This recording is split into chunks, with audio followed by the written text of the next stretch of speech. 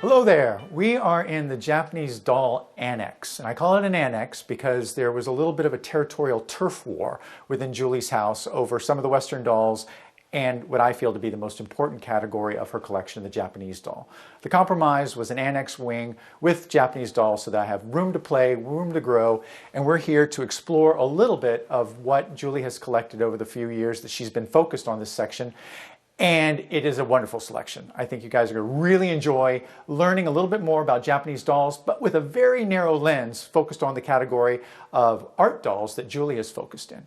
My name is Alan Pate. Some of you will be familiar with me. I've written many books on Japanese dolls, and if you Google Alan Scott Pate Antique Japanese Dolls, I'm pretty much the road that leads to Rome dealing with Japanese dolls. In brief, when you're dealing with Japanese dolls, you're looking at a 13,000 year linear history. So from my perspective, this puts all the character dolls, all those French bébés that you guys are all enthusiastic about to shame. So we're going to focus though, not on 13,000 years of history because I see you yawning already. But what we're going to focus on is a relatively modern iteration of that, and that is the ichimatsu doll. Now, ichimatsu, it's a Japanese term. If you're dealing with Japanese dolls, you got to get used to Japanese words. They happen, embrace it. Ichimatsu is a play doll. It's the one that most people relate to because it's physically, shape-wise, the closest to a child's doll that we have in the West. Japanese dolls, the term doll we use is actually in Japanese the term ningyo. Ningyo meaning human figure, and that opens up a wide range of other issues that the word doll just doesn't even begin to embrace. So ichimatsu is the closest doll form that Japan has to the Western doll. And ichimatsu depict young boys, young girls, ages 5, 7, or 3, dressed in their formal best because they're out to be presented to a shrine. Now these evolved over time. It didn't just happen overnight. Little by little, step by step, you move from dolls that were used to purify the home, to protect children from diseases, dolls that were designed to be ritually destroyed and burned, to dolls that were actually embraced, used more like a child's plaything. And there we get this little overlap between the Western doll and the Japanese doll. So it's a great point of departure. So if we look down in the lower corner here, we have a big guy. Masujiro is the name of this artist, and his time frame was in the late 1800s. And he's attributed with basically evolving the form, evolving the look that basically set ichimatsu in place and remains to this day. If you go to Japan today and you look at contemporary ichimatsu, you can see the vestiges of Masujiro's work. And Julie is one of the very few outside of Japan who has a beautiful, very large-scale example of Masujiro. People frequently look at the boys and they go, why don't they have actual hair? It's painted hair. Well, that was just a technique. They could have done full hair, and we'll see a few dolls with full hair, but Masujiro worked with this painted technique. And we have to do Ningyo 101, Japanese doll 101. Almost everyone thinks that the skin, the faces are all porcelain. No. With Japanese dolls, you are looking at a material that does not exist in the West. It's called gofun, and this is a crushed oyster shell and animal glue composite. Now this is placed over wood, and you can have 17 layers, 25 layers, 30 layers accreted on top of this base form. And depending upon the iteration, it can be carved. So when you're looking at the facial detail, where you're looking at the philtrum underneath the nose, or the shape of the mouth, the lips, the fullness of the cheeks, that's actually gofun being carved and sculpted. And then the skin, the actual outer surface, is the finest iteration and has a sheen to it. Because I said that gofun is a crushed oyster shell and animal glue. Well, the animal glue has a gelatinous element, and so the shinier, depending upon the ratio, it can have the shine that looks like porcelain. And people think, oh, it's a ceramic doll. It's like, no, no, no, no. Because water soluble. You can't clean them the traditional way. So if you get a little smudge on your doll and you wipe your finger, you have erased centuries of gofun like that. Don't do that at home. But the point of all that is that each and every Japanese doll is one of a kind. French bisque, German character, you have a mold. And I don't know the numbers, I'm not going to even pretend to know anything about it, but it's a mold. And you have X number of dolls made from that mold. Here, yes, there's a base mold to create the overall size, but every single feature, from the shape of the ear, to the size of the nose, to the eyelid, is done individually. So in truth, every single doll is a one-of-a-kind work of art from that perspective.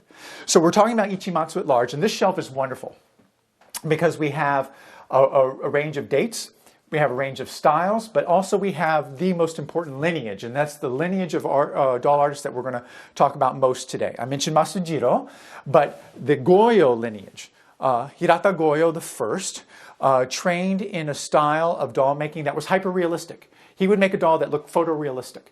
But what he did was that was not very commercially successful, so he toned it down a notch and made it sort of a stylized realism as opposed to a hyper-realism. And so Goyo the First created a look that transcended Masujiro's work in that there was a liveliness or a vitality to it, or realism that really sets this lineage apart from others. You know, you walk into a room and I can spot a Goyo lineage from 50 paces or however, whatever distance you want to do. So this doll is so particular, and it's also a jointed doll in a way that you don't see in a lot of other ways. And excuse the handling, but you get into it and it's no fun just to look at it in a glass case. You got to get the boy out. You got to get the boy out and look at his face, the carving, the details, the work on the hands, the subtle cupping that he's got there, the detail on the fingers. But then what's really kick is when you get to the joinery. This boy has joints that is just absolutely extraordinary, allowing him to sit with legs forward, with the feet together, and just was an exceptional tour de force in terms of joinery. And I won't go into too much of the history of Japanese joinery, but this particular doll actually was made in the early 1900s and won a silver medal at one of the competitions in Japan. And so we have documentation on that. So he is an absolutely extraordinary example and sets the tone right, because what Goyo did, he elevated himself above the ranks. I'm just going to let him be here in a more natural way. How do we want to do this? So Goyo the First, his sort of peak of productivity was the late 1910s, early 1920s. Unfortunately, after the Great Kanto earthquake of 1923, he fell ill and passed on in 1924.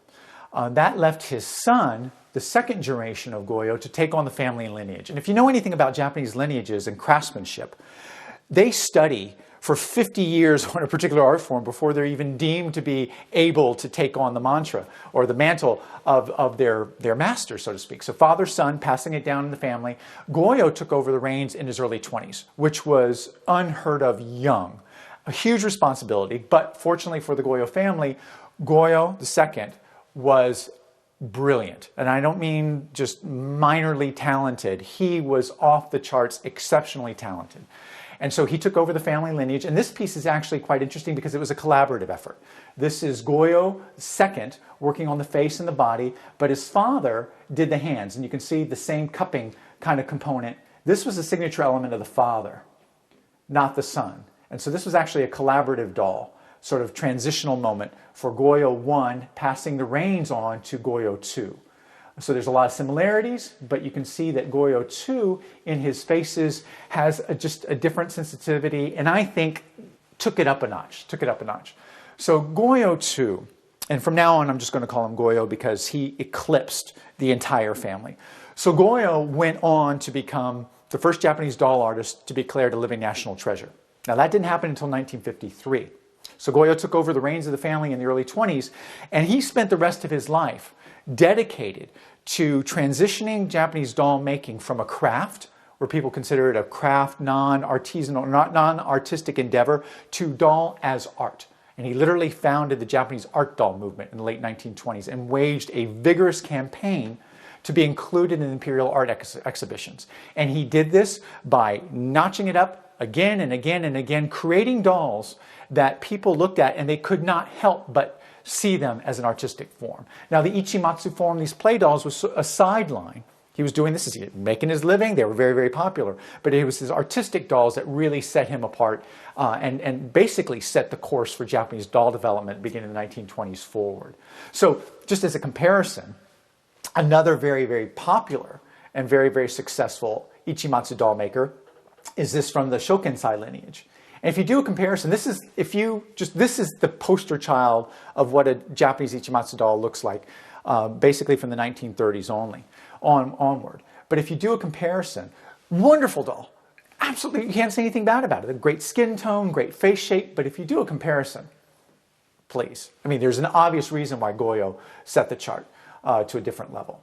And we'll get into those lineages in a minute. And then another artist is a Tokusai. Neitoksa, I'll bring him up from the front because he was a very prominent maker at the same time as Goyo 1. This is Neitoksa 2, and you can see here he's got the hair, the actual silk fiber hair. So hair was doable, but this was a style that was very, very popular.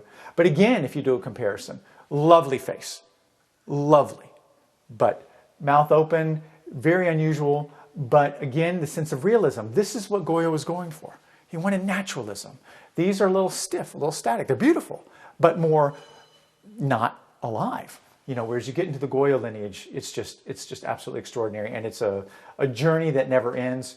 And Julie, in her collecting, very early on, focused in on Goyo, which was kind of a brave and aggressive move, because even though people in Japan are very familiar with Goyo, retrospective exhibitions, book after book, publication after publication, video after video, the Western doll audience still, even though I've been trying really hard, is still largely unacquainted with Goyo and his magic. And so to get together a grouping, you go, oh, there's not many dolls. What Julie's been collecting, she's done that. Trust me, getting a Goyo is really, really, really difficult. And that the fact that over these years she's been able to amass this group is exceptional. And she has, I'm 99% sure, because I haven't canvassed everyone in Europe, she has the largest collection of Goyo dolls outside of Japan. So it's a stunning place for you guys to sort of get your window, your entree into this still largely undiscovered world. And we'll see a little bit of the games that he had up his sleeves as we move on through the collection. But I wanted to start with the ichimatsu for two reasons. One is the form that most people are familiar with, just as a Japanese body type. But also it was what Goyo was able to do to sort of secure his place in fame. Now we're going to shake it up because we had planned to go somewhere different, but this is a natural lead-in to the very large doll down here. Now, I'm going to pivot her just a little bit because she deserves to be seen she's sticking, there we go. Now, many people, even if they are not Japanese doll enthusiasts, are familiar with the Japanese friendship dolls of 1927. And if you're not, let me acquaint you with this. In the 1920s, there was a lot of friction between Japan and the United States. There was talk of war already at that point. Enter in the Reverend Sidney Gulick, who decided to institute a doll exchange. A very, very simple idea that politics are failing. So let's start with the children. So he had children in America send over what were called blue-eyed dolls to the children of Japan as doll messengers of friendship and goodwill.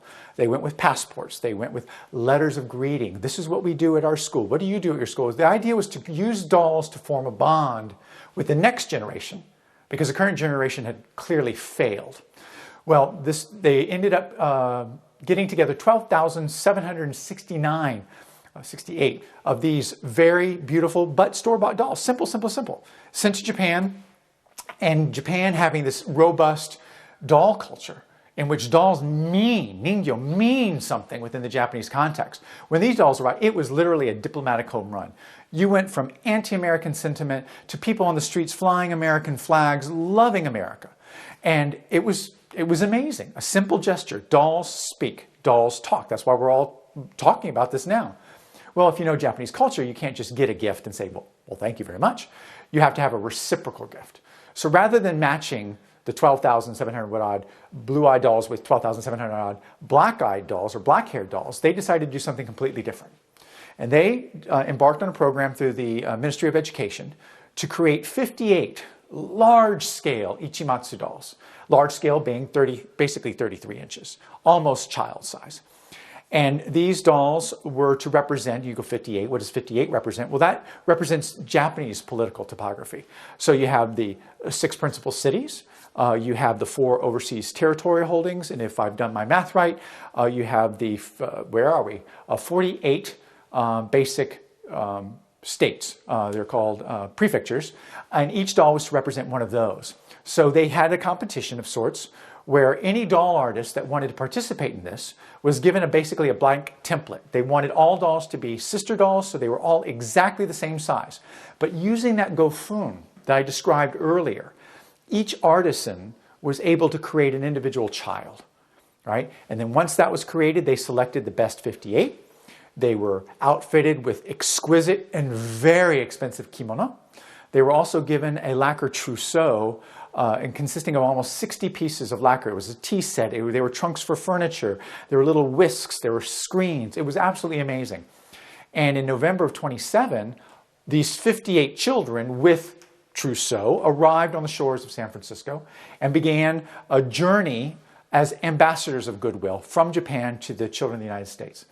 Now, they were disseminated, won't go through the entire thing. They were disseminated to cultural institutions across the country, all is well, positive sentiment, but the Americans didn't react with the same degree of enthusiasm and attitude shifting that the Japanese did. So the dolls were loved, they were adored, but they had very little immediate political impact. And so they were distributed to museums, libraries, cultural institutions across the United States, and there they were. They were lovely. So sort of somewhat of an end game or a dead end, because then you have, of course, the war. 1940s, clearly the dolls didn't avert war. Basically, the dolls that are in museums go into hiding, and then they're forgotten. All right, so these 58 beautiful dolls arrived, they had their minimal impact, and then they were completely forgotten. And it wasn't until the 70s and 80s that people was like, you know what? What happened to those dolls? And then at that point, a concerted effort was to go and find all of these again. And the initial canvassing only showed up with 27 dolls. Out of 58, we were down to 27. There was no record of where they were sent. The players were all pretty much passed at that point, and so it became a hunt and peck. Letters being sent out to random institutions. Oh, by the way, do you happen to have a really big Japanese doll that might be a friendship doll? And it took time, years and years of dedicated researchers here in the United States, researchers in Japan, sort of putting together the pieces, looking at archival photographs, looking at old newspaper articles. And in 2015, I published a very large book on this. But in the process of researching and going out and contacting, dolls began to percolate up to the surface. So during my tenure, during my research period, 4 dolls came out, including this doll. And the beauty of this doll, this showed up, actually, it was sitting on a piano in Providence, Rhode Island. The individual really didn't know what it was. It had no clothing. It had a sort of an ersatz French little thing going on and a bob wig. And it turns out that not only was this one of the original Japanese friendship dolls, it was one of the 5 made by Hirata Goyo. Right? Goyo, the gentleman that we've been talking about all this time. So Goyo's participation in the friendship doll exchange is pivotal in that he only submitted 5 dolls. Of course, all 5 were accepted, and they were deemed to be the best dolls, not only in the competition, but basically the best ichimatsu dolls ever created. And so they are a legacy. They are incredibly rare. 4 were already accounted for, so this was the missing 5th. Then there's the treasure hunt of where it was, how did it get there, and all those kinds of things. And so over the years, we were able to track down her voyage. But she's one of the few actually in private hands. And I said that she came pretty much buck naked. And so I had to go back to Japan, and I was able to find a child's kimono. This is an actual child's kimono that has family crest. It's absolutely beautiful, a little bit dark in tone because it's deep purple, and at that point, maybe not quite correct. But thinking of the scale, this is a real child's kimono. This isn't a doll kimono. And this kimono was almost not big enough to fit the Goyo. And so we've done the research, and now this is the original Miss Aichi, which won't mean much to you, but if you read my book, it will mean much more. But it is really a trophy. It is like you cannot get for a collector in Japanese dolls to have one of the original friendship dolls. That in and of itself is something to write home about. But to have a Goyo, the only one in private hands, is wow, very, very impressive. And so she sets the tone of the collection as being a Goyo friendship doll. So history, artistry, all of that. And the reason I double back to her is because the success, it's very difficult for us to understand that a doll movement, a doll exchange could have such a radical impact, first on the politics in Japan, but 2, on the Japanese self-perception of their own art forms. The international acclaim that went with the Japanese, with the friendship dolls, made the Japanese themselves appreciate even more the Japanese doll as an art form. And I mentioned before that Goyo's one mission was to have it recognized as art. So he parlayed his success and fame, because it was big fame for him, for his participation in the friendship dolls. He parlayed that into an entire movement called the Japanese art doll movement, which he got underway. This took place in 27. By 28, he's got the bones in place to have an art doll movement. exhibitions, books, lecturing, all of that went into this literal campaign that Goyo and like-minded Japanese doll artisans who wanted to be seated artists got involved. And so what their idea was to make pieces that on the one level were technically skillful and are aesthetically beautiful enough that people would say, okay, this is not your average doll, and see it as art. But also to flip the entire tradition of doll making on its head. And that was a masterstroke. So the brilliance, I think, of Goyo's strategy was to take Japanese dolls, ningyo, that every member of Japanese society would recognize, and then take it and completely subvert it, flip it, and put it into a modern context. So for example, we'll start with this very, very large piece up on the top shelf. And I want to emphasize the fact that it's large because you think, oh, this is what they're all like. This is an exceptional example of what I'm about to talk about. This is known as a Goshu doll. This is a palace doll. And palace dolls originated in the early 1700s. And the idea was that, all right, so I'm a visiting dignitary, samurai lord, and I'm visiting the emperor in Kyoto. And of course, out of deference to the emperor, I am going to bring a truckload of gifts. Right? The emperor has no time to actually go through the truck, so what I actually do is give him a list. I give him a list, ceremonially present him a list with all the things that I've gotten. And in gratitude for reception of this, he would give what? He would give a doll. He would give what were called palace dolls. And these depicted chubby, healthy male children, 3 years of age, typically holding an auspicious object. So you want to convey longevity, martial success, financial wealth, you name it.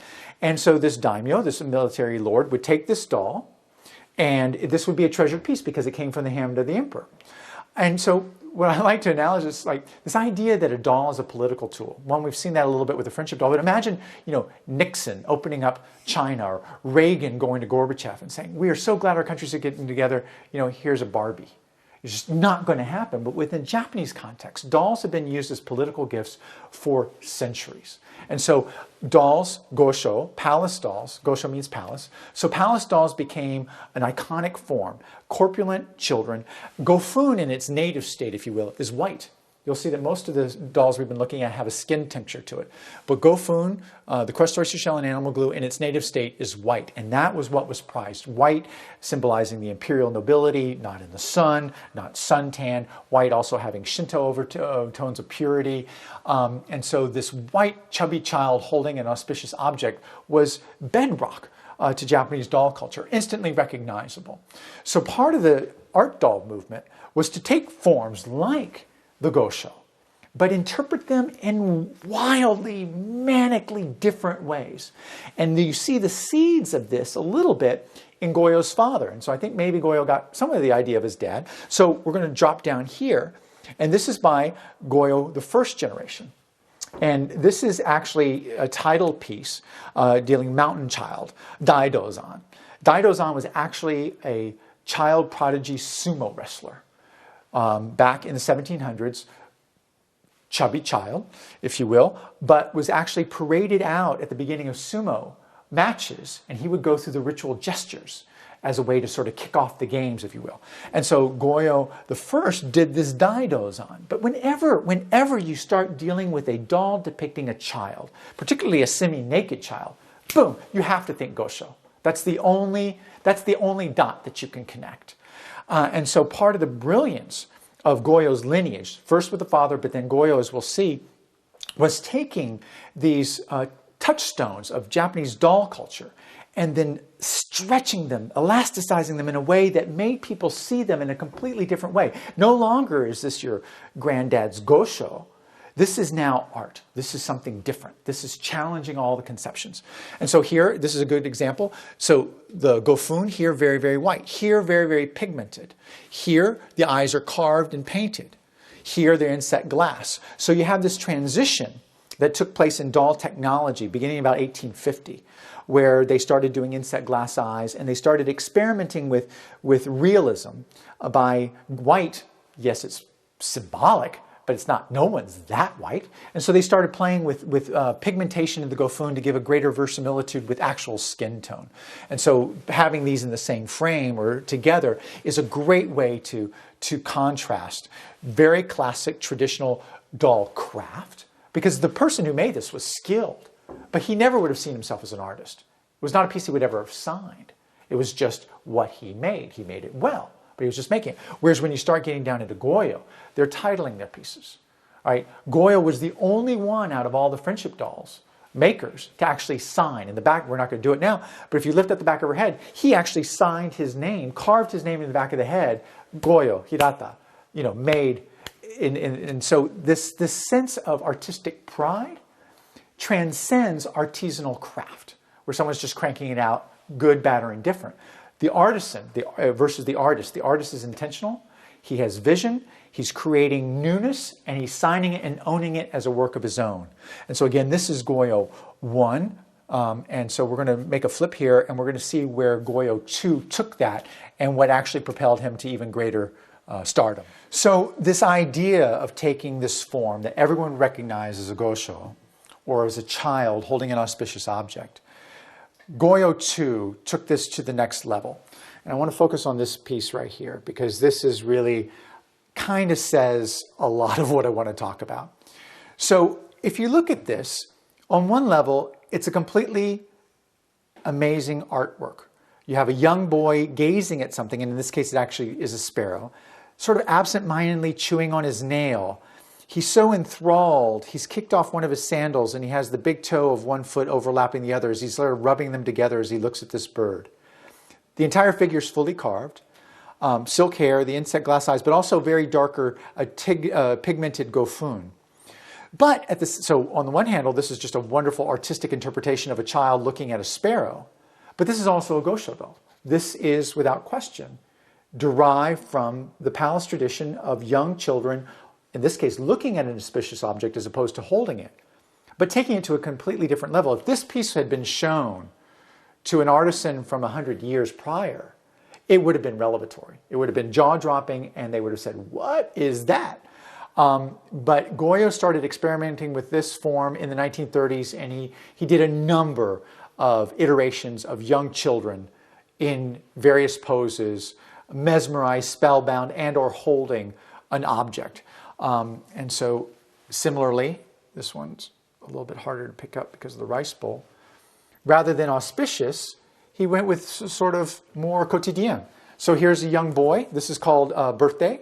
And he's eating a bowl of rice on his birthday with chopsticks in hand. But look at the expression. The boy is entirely delighted, either with all the attention being given him on his birthday, or this is a really good bowl of rice. Don't know which it is. He's not saying.